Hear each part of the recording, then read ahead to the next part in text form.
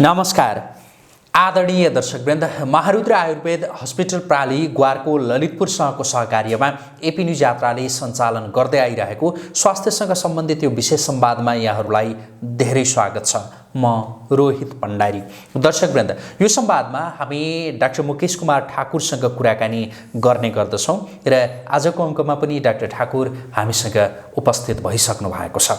हामीले योभन्दा अगाडिका अङ्कहरूमा विभिन्न रोगका सन्दर्भमा केन्द्रित रहेर कुराकानी गऱ्यौँ र हामीले केही समय अगाडि पाइल्सका सन्दर्भमा कुराकानी गरेका थियौँ र त्यो कार्यक्रम हेरेपछि धेरै दर्शकहरू जसले हामीलाई टेलिफोन गर्नुभयो र आफ्ना प्रतिक्रियाहरू विभिन्न माध्यमबाट हामीमाझ त्यो व्यक्त गर्नुभयो र पाइल्सका सन्दर्भमा एकपटक फेरि कुराकानी गरिदिनुहोस् न भनेर दर्शकहरूको जुन आग्रह रह्यो र सँगसँगै कतिपय दर्शकहरूले फिस्टुला फिसरका सन्दर्भमा पनि कुराकानी गरिदिनुहोस् न डाक्टर साहबसँग भनेर भनिसकेपछि आजको अङ्कमा हामी पाइल्स फिस्टुला फिसरका सन्दर्भमा केन्द्रित रहेर डाक्टर ठाकुरसँग कुराकानी गर्दैछौँ। म डाक्टर ठाकुरलाई स्वागत गर्छु। डाक्टर साहब, स्वागत छ यहाँलाई। धन्यवाद सर। आराम हुनुहुन्छ? आरामै सर।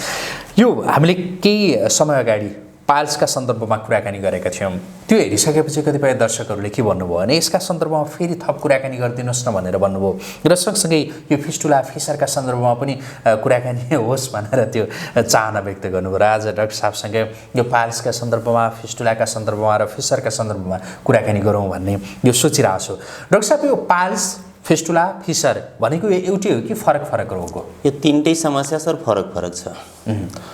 अब एकचोटि हेर्दाखेरि कस्तो हुन्छ, कारण त मिल्दोजुल्दो भइहाल्छ, तर पाइल्स फिस्टुला फिसर भन्दाखेरि यो तीनटै बेग्लै बेग्लै रोग हो। अब पाइल्समा भन्दाखेरि कस्तो छ कि अब त्यसमा मासु पलाएको हुनु पर्यो, जेनरल कन्सेप्टमा हाम्रो, जसमा हामी इन्टर्नल एक्सटर्नल दुइटैको कुरा गरेका हुन्छौँ। त त्यो पाइल्सतिरको कुरामा कुनै इन्टर्नल हुने कुनै एक्सटर्नल हुने। फिसरमा कस्तो हुन्छ कि ठ्याक्कै एनल क्यानलको जुन हाम्रो बाहिरको भाग हो, दिशाको बाटोको जुन मुख हामी भनिरहन्छौँ, त त्यसमा के हुन्छ कि सानो सानो सानो चिरा परेको कट पार्टहरू देखिन्छ कि जुन धेरै पेनफुल पनि हुन्छ। त त्यो फिसरतिर भइहाल्छ। फिस्टुलामा के हुन्छ कि एउटा पाइप लाइक स्ट्रक्चर सम्झौँ, जुन पातलो पाइप हुन्छ त्यसको डबल ओपनिङ हुन्छ, सानो टुक्रा लियो भने त्यसको डबल ओपनिङ देखिन्छ। त त्यस्तै के हुन्छ कि मलद्वारबाट बाहिरतिर उसको ओपनिङ बिस्तारै बिस्तारै जान्छ कि अब हेरिने चाहिँ बाहिरतिरबाट हो, सानो फोकाहरू देखिएको हुन्छ, त्यो फोकाबाट पसाउने भइहाल्छ। अब त्यति बेला सानो फोका सम्झेर हामी त्यसलाई हेरिराखेका हुँदैन, यसरी अलिकति थिच्ने, पसायो, निस्किहाल्यो। तर त्यो ट्र्याक भनेको हाम्रो भित्रदेखि नै आएको हुन्छ। अथवा कहिलेकाहीँ के हुन्छ कि बाहिरैबाट इन्फेक्सन भएर पनि जुन सानो घाउ भएको छ त्यो सानो घाउ पनि बिस्तारै बिस्तारै ट्र्याक बनाउँदै जान्छ। यसको लागि अब कन्स्टिपेसनै हुनुपर्छ भन्ने कुरा हुँदैन, जुन पाइल्सको कारणहरूमा आउँछ। त बाहिरी कारणले गर्दा पनि त्यहाँ फिसर हुने, जुन फिस्टुला हुने, त्यो पनि एउटा कारण हुन जान्छ। त त्यो हिसाबले पाइल्स, फिस्टुला र फिसर यो तीनटै बेग्लै बेग्लै हुन जान्छ। फरक फरक रोग हो तर एकै ठाउँमा सर। जस्तो त्यो के गुद्द्वारमा या मलद्वारमा हैन, त्यसमा देखिने रोगहरू हुन्। अब जस्तो यो पाइल्स, फिस्टुला र फिसरलाई यो हेर्दाखेरि जस्तो फिसर चाहिँ त्यो कस्तो काटिएको जस्तो चिरा परेको हुन्छ, त्यो हुन्छ। अब जस्तो फिस्टुलाको डाक्टर साहबले भन्नुभयो, पाइल्सको योभन्दा अगाडि पनि हामीले कुराकानी गरेका थियौँ। अब यो जस्तो पाइल्स, फिस्टुला र फिसर, यो सामान्य व्यक्तिले मलाई चाहिँ यो पाइल्स रहेछ, मलाई यो फिस्टुला रहेछ, मलाई यो फिसर रहेछ भनेर थाहा पाउने चाहिँ कसरी हो? न त डाक्टर साहबले अघि केही भन्नुभयो, अलिकति विस्तृतमा भनिदिनुहोस् त डाक्टर साहब। त पाइल्स भन्दाखेरि के हुन्छ कि स्टार्टिङ फेजदेखि जुन हामी अस्ति पनि पाइल्सको कुरो गर्दाखेरि यसको 4वटा स्टेजको कुरो गरेका थिएँ कि यो फर्स्ट ग्रेड, यो second grade, third grade, fourth grade. त जुन पाइल्समा कस्तो हुन्छ कि ग्रेडको हिसाबले हुने कुरा जुन अब भित्रबाट जुन आयो, त पहिलो स्थितिमा के हुन्छ कि दिशा गर्दाखेरि खालि पोल्ने हुन्छ, दुख्ने हुन्छ, इचिङ हुने हुन्छ भित्रबाट। त त्यो अवस्था किन हुन्छ कि त्यहाँ जुन हाम्रो कन्स्टिपेसनको कारणले गर्दा भित्रको जुन आर्ट्री भेनहरू हुन्छ, भेनस सर्कुलेसन जुन भित्री लेयरमा जुन भएको हुन्छ त्यसमा प्रेसर बढेर बिस्तारै बिस्तारै त्यो बल्गी भएको हुन्छ, बिस्तारै सुनिँदै गएको हुन्छ। अनि इन्टर्नल लेयर उसको स्केच पर्न जान्छ। कन्स्टिपेसनको कारण दिशा यदि साह्रो भएको छ भने त्यसको भित्रको लेयर स्केच हुन गयो, जसलाई हामी इरोजन भन्छौँ। र त्यति बेला पोल्ने मात्रै हुन्छ, दुख्ने हुन्छ, पोल्ने हुन्छ। त त्यो स्टार्टिङ फेजमा, त्यसपछि दोस्रो अवस्था आउने, त्यसमा अलिअलि सुनिएको देखिन्छ, औँलाले छाम्दा पनि कहिलेकाहीँ बाहिरको जुन एक्सटर्नल पाइल्स छ त्यसमा दिशा गर्ने बेलामा अलिकति सुनिएको हुन्छ, फेरि त्यसपछि आफै त्यो हराउने कुरा भइहाल्छ, दिशा गरिसकेपछि हराउने कुरा भइहाल्छ। थर्ड स्टेजमा के हुन्छ कि इन्टर्नल पाइल्स अथवा एक्सटर्नल पाइल्स, एक्सटर्नल पाइल्स त त्यस्तै बाहिरै देखिरहेको हुन्छ, जति बेला पनि त्यो फिलिङ गर्न सकिन्छ। इन्टर्नल छ भने त्यो दिशा गर्ने बेलामा बाहिर आउने, अनि दिशा गरिसकेपछि फेरि भित्र हराइहाल्ने, भित्र छिरिहाल्ने। त्यो थर्ड स्टेजमा आइसकेपछि त्यही इन्टर्नल पाइल्स जति धकेल्दा पनि भित्र त जाने, तर आफै फेरि बाहिर निस्केर आउँछ। त त्यो पाइल्सको अवस्थामा त्यो इन्टर्नलको लागि, एक्सटर्नल त त्यसै बाहिरै बसेको हुन्छ, त्यसलाई त केही डिफाइन गरेर बुझाउने कुरै भएन, आफ्नै हातले छामेर थाहा भइहाल्छ। अर्को कन्डिसन फिसरको लागि सर, कि फिसर बुझ्ने कसरी, त्यो एनल क्यानालको जुन मुख हो, उसको जुन मलद्वारको मुखको भाग हो, त त्यो भागमा के हुन्छ कि हामी दिशा गर्ने बेलामा म्याक्सिमम पेनफुल हुन्छ, त्यो धेरै दुख्ने हुन्छ, कहिलेकाहीँ त्यहाँबाट ब्लिडिङ पनि हुने गर्छ। जुन शङ्का पेसेन्टलाई कस्तो भइहाल्छ कि यो फिसर हो कि पाइल्स हो, कारण इन्टर्नल पाइल्समा पनि ब्लिडिङ हुने कुरा भइहाल्छ, फोका फुट्यो, ब्लिडिङ भइहाल्यो, दिशा गरिसकेपछि फेरि त्यो कन्स्ट्रिक्ट भइहाल्छ दिशाको बाटो, अनि ब्लिडिङ पनि बन्द भइहाल्छ। फिसरमा पनि ठ्याक्कै त्यही हिसाबले हुन्छ। अब दिशा गर्ने बेलामा दिशाको जुन साइज छ त्यो हिसाबको के हुन्छ कि पटक पटक फिसर हुँदाखेरि शरीरले त आफै हिलिङ पनि गर्ने काम गरे हुन्छ, त त्यो चिरा परेको भाग हिलिङ हुँदै जाने, अनि हिलिङ हुँदाखेरि के हुन्छ कि त्यहाँ छाला बिस्तारै बिस्तारै बाक्लो हुँदै जान्छ, जसले गर्दा बिस्तारै बिस्तारै मलद्वारको भाग पनि हाम्रो सानो हुँदै जान्छ, कन्स्ट्रिक्ट हुँदै जान्छ, अनि पछि उसलाई दिशा गर्न एकदम गाह्रो। अब दिशा गर्ने बेलामा फोर्स आयो, फोर्सको कारणले गर्दा फेरि तन्किने हुन्छ, तन्किने बित्तिकै फाट्छ, अनि त्यहाँबाट पनि ब्लिडिङ भइहाल्छ। अब यो के चाहिँ हो भनेर अझ डाक्टर साहबहरूसँगै आइसकेपछि यो पाइल्स हो कि फिस्टुला हो कि फिसर हो कि त्यो थाहा हुने कुरा भइहाल्यो होइन। अब जस्तो यो तीनवटै हुन नदिनका लागि चाहिँ के गर्ने डाक्टर साहब, यो चाहिँ महत्त्वपूर्ण कुरा हो। हजुर, भइसकेपछि डाक्टर साहबहरू आउने एउटा कुरा हो। मुख्य रूपमा के हुन्छ कि यसको कारण भन्दाखेरि अब हाम्रो जिआइटी ट्र्याकसँग कुरो भइहाल्छ, जुन मुखदेखि लिएर मलद्वारसम्मको ट्र्याक हामी बुझ्छौँ, एउटा बाटो बुझ्छौँ। त डाइजेस्टिभ सिस्टम अन्तर्गतकै यो लास्ट पार्टको हाम्रो एउटा भाग पर्न गयो। त मुख्य रूपमा खानपिनमा हामीले विचार गर्नुपर्ने कुरा हुन्छ। त हुन नदिनको लागि सर, अब भइसकेपछि त उपचारको क्रममा हामी पहिला आउँछौँ, तर हुन नदिनको लागि सबभन्दा पहिला के छ कि एउटा जुन हाम्रो दिनचर्या हो, दिनचर्यालाई राम्ररी पालन गर्नुपर्ने कुरा भइहाल्छ। यसको लागि मुख्य रूपमा खानेकुराको विचार गर्ने, जसमा हामी फाइबर फुडको कुराहरू भन्छौँ कि फाइबर फुडको मात्रा बेसी हुनु पर्यो। अब पानीको मात्रा पनि त्यतिकै, हाम्रो जुन एउटा एडल्ट व्यक्तिको लागि 4 देखि 5 लिटर पानी खानुपर्ने कुरा हुन्छ, त त्यो पनि ब्यालेन्स गर्नु पर्यो। मात्रै फाइबर फुड धेरै खाइराख्यो भने, अनि यता लिक्विड मेटेरियल हामी कम गरिराख्यौँ भने त्यही पनि कन्स्टिपेसन हुने भइहाल्छ। त कन्स्टिपेसन भयो, दिशा साह्रो भइहाल्छ, त यो पनि हाम्रो एउटा कारण हुन जान्छ। त फाइबर फुड पहिला प्लस गर्ने, त्यसपछि पानीको मात्रा मेन्टेन गर्ने, त्यसपछि लाइफस्टाइलमा एउटा हाम्रो फिजिकल एक्सर्साइज पनि दैनिक राख्नु पर्यो। यो सबै कुरा मेन्टेन गर्यो भने म्याक्सिमम जोगाउन सकिन्छ। यो जस्तो घरमा नै गर्ने उपचार पद्धतिका विषयमा हामीले पहिला पनि पाइल्सका सन्दर्भमा कुराकानी गरेका थियौँ। हजुर, यो सबै जो तीनवटै रोगका सन्दर्भमा चाहिँ जस्तो घरमा के गर्न सकिन्छ, त्यो एउटा खानपानको विषय भयो, अरू घरमा नै गर्ने अरू उपचारका विधिहरू पनि केही होला नि? छ सर। अब के हुन्छ कि अब जसलाई ब्लिडिङ भइरहेछ है, त त्यस्तो बेलामा के छ कि दुभो हामीले सबैले थाहा भएकै कुरा हो, लगभग तराईदेखि पहाडसम्म सबै ठाउँमा दुभो पाउँछ। त दुभोको सोरसलाई पनि हामी प्रयोग गर्न सक्छौँ। अलिकति दुभो लिने, लगभग 50 ग्राम जतिको लिइहाल्ने, 10 देखि 20 ml त्यसको सोरस रस निस्किनु पर्यो। त्यो हिसाबले सिलौटामा पिँधेर कपडामा छानेर त्यसलाई रस निकाल्ने, त्यो रस चाहिँ त्यसै खाइदिन पनि मिल्यो। एउटा जुन हामी उडहुल भन्छौँ सर, घन्टी फुल, जुन रातो रातो फुल्ने हुन्छ, 5वटा पात मात्रै त्यसको हुन्छ सर, अनि त्यसको पात मात्रै, त्यो फुलको जुन पत्ती हुन्छ, र त्यो पनि टिपेर खायो भने त्यसले पनि ब्लिडिङ कन्ट्रोल गर्ने कुरा भइहाल्छ। अर्को के हुन्छ कि कागती र दुध खाने क्रिया, त त्यसमा कस्तो छ कि अलिक मनता हुन त धारोष्ण हामी भन्छौँ, गाई दुहुँदाखेरि जति बेला नि अलिकति मनतातो हुन्छ कि दुध दिने बेलामा दुध यति बेला हामी लिइराखेका हुन्छौँ त्यति बेला अलिकति मनतातो हुन्छ त त्यसलाई हामी धार ओस्न भन्छ र त्यो पाएन भने दुधलाई मनतातो गर्ने त्यसमा दुध खाइराखेकै बेलामा माथिबाट कागतीको रस निचोड्दै जाने सर गिलासमा फिटेर तुरुन्तै खान मिलेन कारण त्यो दुध फाट्छ फेरि त त्यही भएर खाँदै गर्ने अनि माथिबाट त्यसको रस निचोड्दै जाने त्यो हिसाबले पनि दुध खाइदियो भने ब्लिडिङ कन्ट्रोल भइहाल्छ स्टार्टिङ फेजमा सबभन्दा पहिला के हुन्छ कि prevention is better than cure भन्छौँ हामी सर त प्रिभेन्सन गर्नको लागि कस्तो छ कि जुन कारणहरू मैले भने यी कन्स्टिपेसन सबभन्दा पहिला नहुन दिनु पर्यो उपचारको क्रम त पछि गर्ने हामी हैन स्टार्टिङमै यदि हामीले दिशा दुखिरहेछ दिशा गर्दाखेरि दुखिरहेछ भने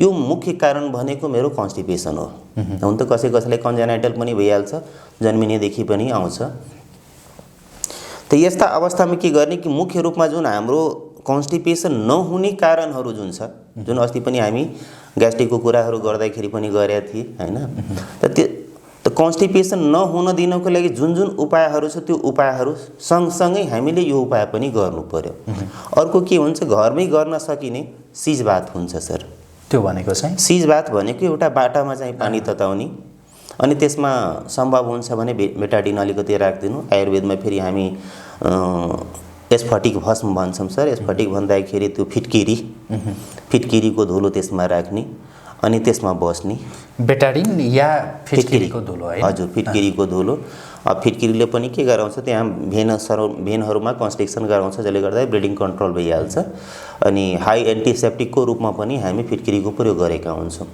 त्यसरी सेभिङ गर्दाखेरि कहीँ काटियो भने त्यो ठाउँमा पनि फिटकिरी दल्ने कुरा हुन्छ नि त त्यस्तै ठ्याक्कै त्यहाँ पनि ब्लिडिङ कन्ट्रोल गर्नको लागि फिटकिरीकै प्रयोग हुन्छ त त्यो पानीमा बस्दाखेरि दिशा बाटो भित्र तान्ने एकछिन रोकेर राख्ने त्यसलाई अनि त्यसपछि बिस्तारै सजिलो छोड्ने बाहिरतिर बल नगर्ने त त्यो पानी मनतातो हुन्जेलसम्म त्यो पानीमै बसेरै गर्नुपर्ने क्रिया हो त त्यो पनि स्टार्टिङ फेजमा गर्न सकियो अर्को कन्स्टिपेसन हटाउनको लागि सामान्य रूपमा सबैलाई थाहा भएको कुरा लगभग नेपाली सबैलाई थाहा होला कि त्रिफला नाम त सबै ठ्याक्कै सिडामोल जस्तै त्रिफला पनि सबैलाई थाहा होला त त्यो त्रिफला चूर्ण पनि बेलुका 1 चम्चा 365 दिन खायो भने कहिले पनि नोक्सान गर्ने कुरा होइन कारण त्यो एकदम माइल्ड एक्जेक्टिभ हुन्छ हाम्रो डाइजेस्टिभ सिस्टमलाई एकदम सन्चो पार्ने कुरा हो त्यो सर त्यसमा जुन हर्रो बरो र आम्लाको कुरो गरेका हुन्छौँ त्यो समान भागमा हुन्छ त्यसमा त तीनटै दोष जुन वात पित्त कफको कुरा हामी पटक पटक गरिरहन्छौँ त त्यो वात पित्त कफ तीनटै दोषलाई ब्यालेन्स गर्नको लागि हामी त्रिफलाको प्रयोग गरेका हुन्छौँ त त्यो हिसाबले 1 चम्चा बेलुका सुत्ने बेलामा यदि त्रिफला चूर्ण पनि खाइराख्यो भने त्यसले पनि क्योर हुने कुरा हुन्छ अर्को अडेरको तेल हुन्छ सर जसलाई संस्कृतमा एरन्ड तेल हामी मार्केटमा पनि पाउने कुरा हुन्छ पहिला त खानेकुरामा पनि हाम्रो हुन्थ्यो खाँदाखेरि त्यसै तेलमा तरकारी पकाउने कुरा हुन्थ्यो र त्यति बेला कन्स्टिपेसन यतिको भइरहेको थिएन अब अहिले जुन हाम्रो लाइफस्टाइल छ यो सबै फिल्टर भएकै कुराहरू हुन्छ पलिस भएकै कुराहरू हुन्छ प्याकिङ भएकै कुराहरू खाइदिएका हुन्छौँ त्यस्ता खानेकुराहरू त थुप्रै हामी बिगारेरै खाएका हुन्छौँ र त्यस्ता यदि कन्स्टिपेसन अब यो त्रिफला चूर्ण खाँदा पनि हामीलाई सन्चो भएन त त्यति बेलामा के हुन्छ योभन्दा अलिकति बेसी पावरफुल त्यो एरन्ड तेल हुन जान्छ र त्यसलाई दुधसँग फिटेर बेलुका सुत्ने बेलामा खान पनि मिल्यो त्यो पनि दिशा क्लियर गराउँछ यो सबैभन्दा मुख्य कुरा भनेको चाहिँ यो तीनवटै हुन्छ नि पाइल्स फिस्टुला फिसर यो हुन नदिनका लागि र अरू रोग पनि नदिनका लागि ननिम्तियोस् भन्नका लागि चाहिँ दिशा एकदम राम्रोसँग हुने त्यो वातावरण बनाउनु पर्यो हिसाबले भनौँ हैन कारण के हुन्छ कि सर फोहोरबाटै त किरा लाग्ने कुरा भइहाल्छ जुन जेनरली हामी सबैलाई थाहा छ कि अब पल्युसनलाई कन्ट्रोल गर्नु पर्यो फोहोर पदार्थ बाहिर फाल्नु पर्यो त हामी भित्र किन फोहोर पदार्थ राखिराख्ने त हैन अब फोहोर पदार्थ फाल्ने मुख्य बाटो भनेको हाम्रो दुईटा दिशाको बाटो र पिसाबको बाटो त त्यो जबसम्म त्यो सिस्टममा हाम्रो त्यो फोहोर बसिरहन्छ भने थरीथरीका रोग लगाउने हो न कि मात्र यो पाइल्स फिस्टुला फिसर गराउने हो यो भन्दा पनि अनेक रोगहरू लाग्न सक्छन् ग्यास्ट्रिक सम्बन्धी अब एउटा ट्र्याकै पुरै छ जहाँ मुखदेखि लिएर मर्दवालसम्म एउटा लामो ट्र्याक छ नि हाम्रो यहाँ त जुनसुकै ठाउँमा जे पनि समस्या हुन सक्छ अब एउटै फोहोर बसिराख्यो तर थुप्रै समस्याले जेनेरेट गर्ने मैले कतै सुनेको थिएँ जस्तो यो रोगको जननी भनेको चाहिँ पेट नै हो हैन त्यो पेटलाई सफा राख्यो भनेदेखि चाहिँ थुप्रै रोगहरू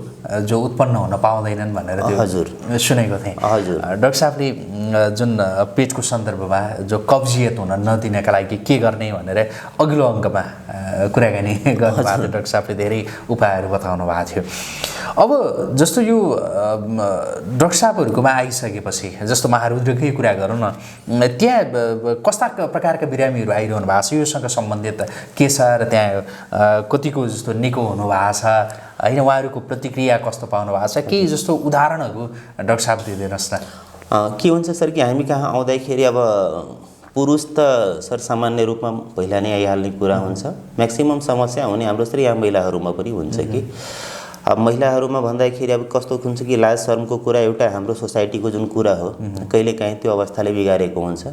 जुन अब पाइल्सकै अवस्थामा हुँदाखेरि कस्तो छ कि इन्टर्नल होस् अथवा एक्सटर्नल होस् त्यो धेरै दिनसम्म राखिराख्छ सर कि बाहिर कसरी देखाउने लाज मान्ने यस्ता कुराहरू भइरहन्छ।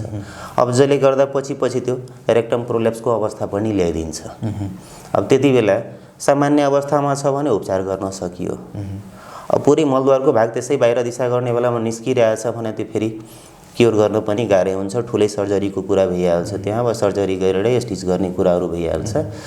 र त्यो रोगको लागि जसले पनि यस्ता कुराहरू नगर्नुपर्ने कि लाज शर्म गरेर नगर्ने। अर्को हामी कहाँ जुन आउने रोगीहरू हुन्छ त्यसमा के हुन्छ कि स्टार्टिङ फेजमा फेरि हाम्रो एउटा कल्चरकै हिसाबले सबैजना आफूलाई डाक्टर सम्झा हुन्छ के सर।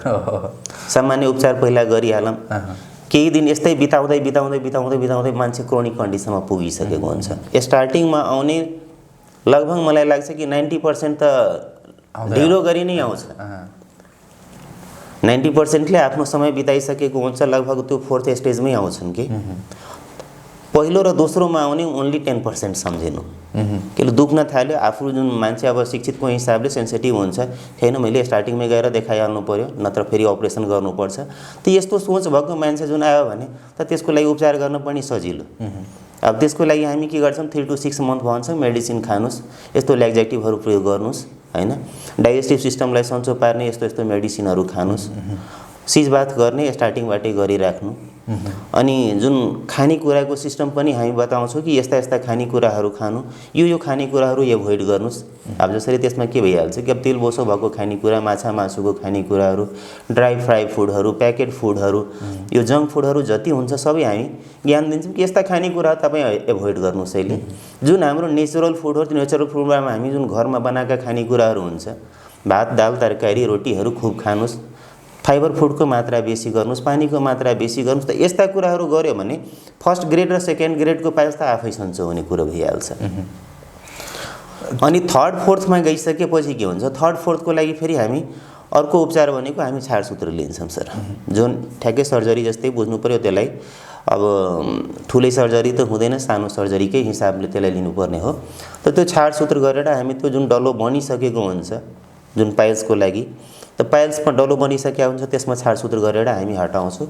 अर्को फिस्टुलाको लागि सर कस्तो हुन्छ कि अब हामी 3टै रोगको कुरा गरिरहेछौँ, त फिस्टुलाको केसमा खासै त्यस्तो केही गर्नु पर्दैन सर। जुन चिरा परेको भाग हो त त्यो भागमा जेनरली के हुन्छ कि हामी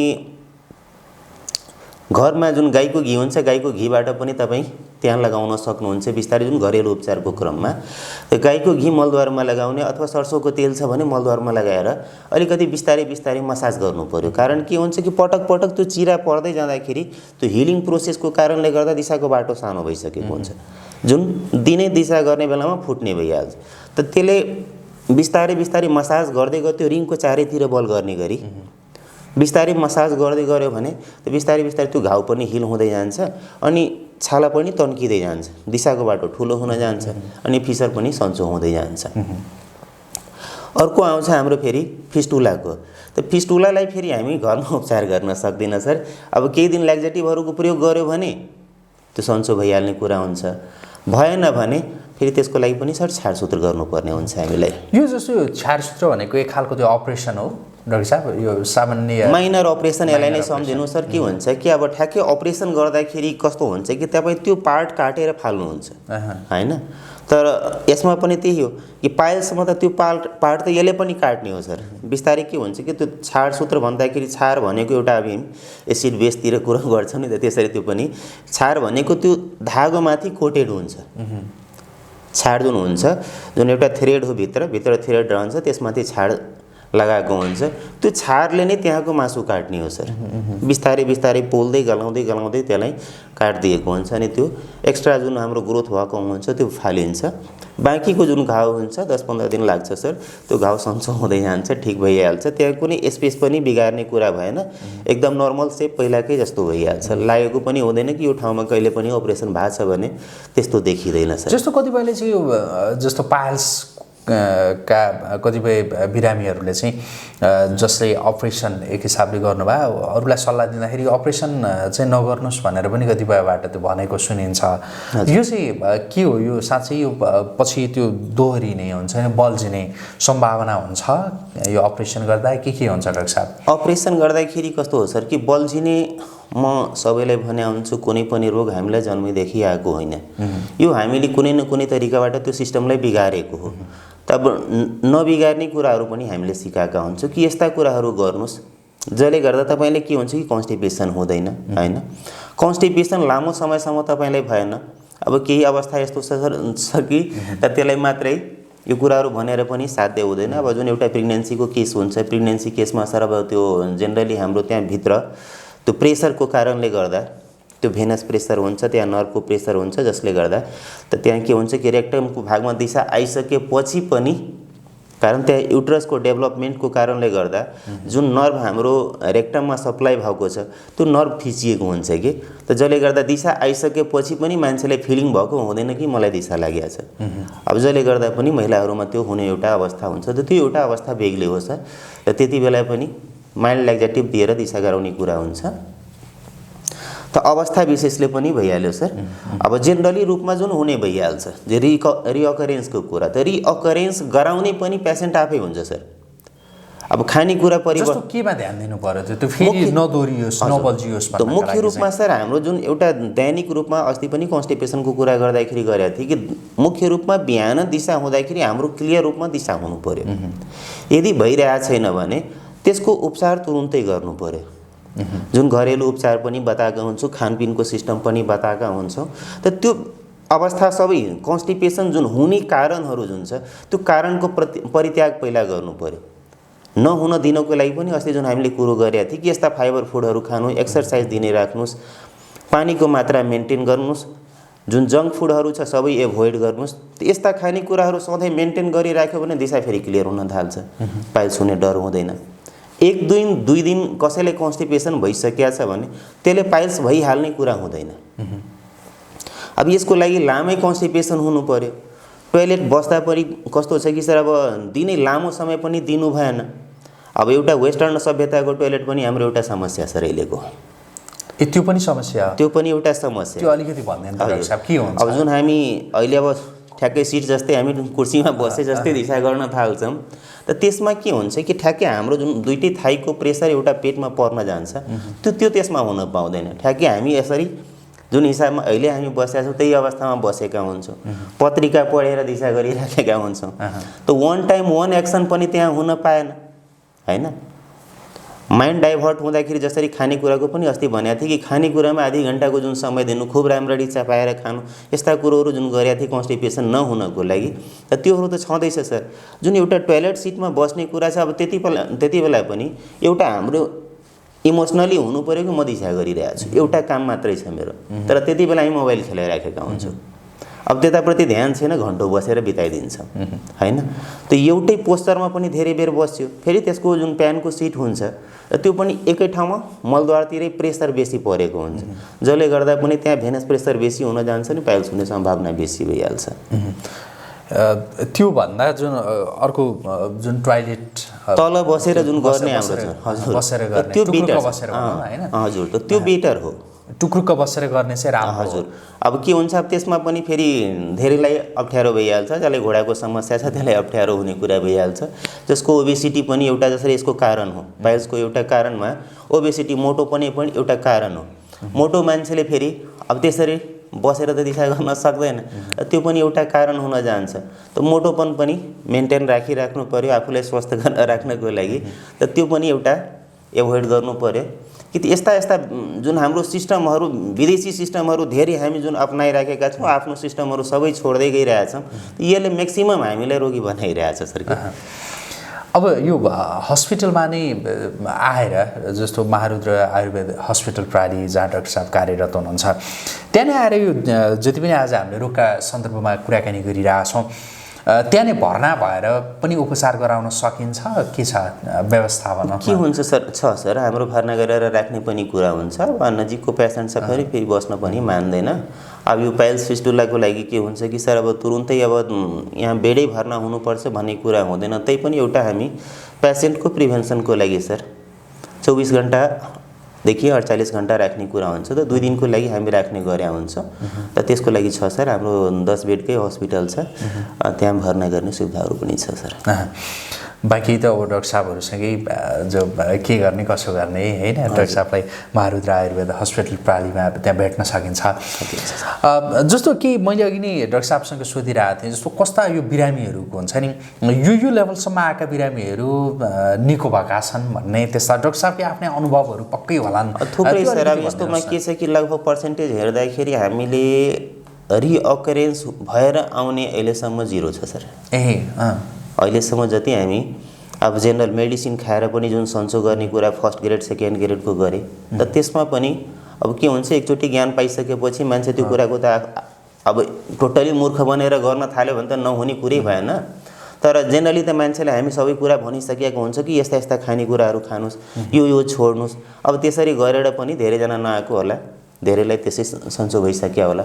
त फर्स्ट ग्रेड सेकेन्ड ग्रेडको पनि मलाई थर्ड फोर्थ फेरि भइसक्यो भनेर भन्ने पनि नाइको बराबरमा छ सर। अर्को जुन हामी छाडसूत्र गरेका पेसेन्टहरू पनि छन् त यस्ता पेसेन्टहरू पनि अहिले सर 0 नै छ। अहिलेसम्म फर्केर आएको कोही छैन सर। त्यो चाहिँ बिरामीमा नै भर पर्छ होइन उसले डाक्टर साहबहरूले दिनुभएको जुन सल्लाह सुझाव हुन्छ त्यो सल्लाह सुझावलाई उहाँहरूले पालना गर्नुभयो भनेदेखि सम्भावना रहँदैन फर्कने होइन। अब जस्तो एकपल्ट तत्कालका लागि सहज भइ नै हाल्यो फेरि अब कहिलेकाहीँ सर हुन्छ सर। अब एकजना यस्तै पेसेन्ट पनि हामी पाएको थिए कि सर तपाईँ जे भने पनि हामी मान्नेवाला छैन है। अब तपाईँ भन्नुहुन्छ कि यहाँ माछा मासु नखानु रे मैदाको खानेकुरा नखानु जाँड रक्सी कमै खानु। अब यस्ता खानेकुरा म छोडेँ भने मेरो व्यापारै खतम भइहाल्छ है। यस्ता पनि अब एक्सेप्सनलमा भइहाल्छ कि मेरो घाउ त सन्चो हुने बित्तिकै म माछा मासु खान सुरु गरिदिन्छु। अब ठेकापट्टा गर्ने व्यक्तिहरूले अब आफ्नै पैसाबाट अरूलाई खुवाउने होइन। अब थुप्रै ठाउँमा बस्ने हुन्छ उनीहरूको अब ठुल्ठुला ठेकेदारसँग बस्ने कुरा भइहाल्छ। उसको जुन सिस्टम एउटा आफ्नो जहाँ जहाँ बस्नुपर्ने भइहाल्छ। त मैले सबैलाई आफ्नै पकेटबाट खुवाउने आफै नखाने खाने त कुरै हुँदैन। म फेरि खान थाल्छु। धेरै नै यस्तो भन्छ कि सर वर्षै पछि छाडसूत्र गराउने मेरो त बानी भइसकेको छ। वर्षै पछि गराउने बानी भइसकेको छ। अब मलाई कन्स्टिपेसन हुन्छ नि यो कन्स्टिपेसनको कारणले मलाई फाइल्स हुन्छ नि हुने बित्तिकै जहाँ छाडसूत्र गर्ने डक्टर म पाउँछु त्यहाँ गएर छाडसूत्र गरिहाल्छु। अब यस्ता पनि छन् सर। त्यो छाडसूत्र गर्न चाहिँ कति समय लाग्छ कति दिन लाग्छ कि या के हुन्छ? जेनरली सर हामी 1 हप्ताको समय लिन्छौँ। अब त्यो मासु झर्नलाई 5 to 7 डेज हामी भन्छौँ। यो 5 देखि 7 दिनमा त्यो झर्ने भइहाल्छ। त्यो पाइल्सको लागि काट्ने होइन एकै दिनमा त्यो काट्ने होइन बिस्तारै बिस्तारै गलाउँदै त्यसो झरेको हुन्छ। तर यो पाइल्सको केसमा सर फिसरको केसमा त केही गर्नै परेन। फिस्टुलाको केसमा सर समय लाग्छ। त्यो ट्र्याकको हिसाबले भर पर्ने कुरा हुन्छ।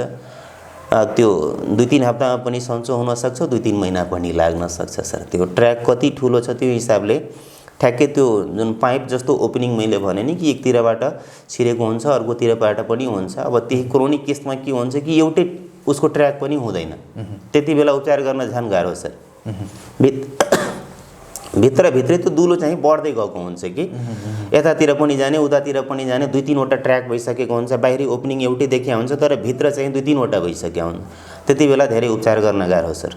त्यो बिना सर हामी अब त्यो इन्डोस्कोपीहरू जुन प्रोक्टोस्कोपीहरू गर्ने कुरा हुन्छ त्यसमा फेरि हामी फिस्टुलोग्राम गराउने कुराहरू गरे हुन्छौँ।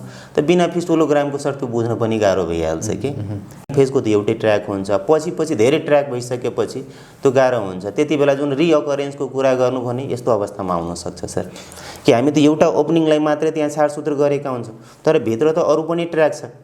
अब त्यो ट्र्याकहरूमा फेरि त्यहाँबाट बल्झिने कुरा भइहाल्छ। यो समयमा नै उपचार गरेन भनेदेखि त यसले अरू गम्भीर समस्याहरू निम्ति हैन, पाइल्सले होस्, फिस्टुलाले होस्, फिसरले होस् या अरू कुनै रोगले होस् हैन डाक्टर साहब।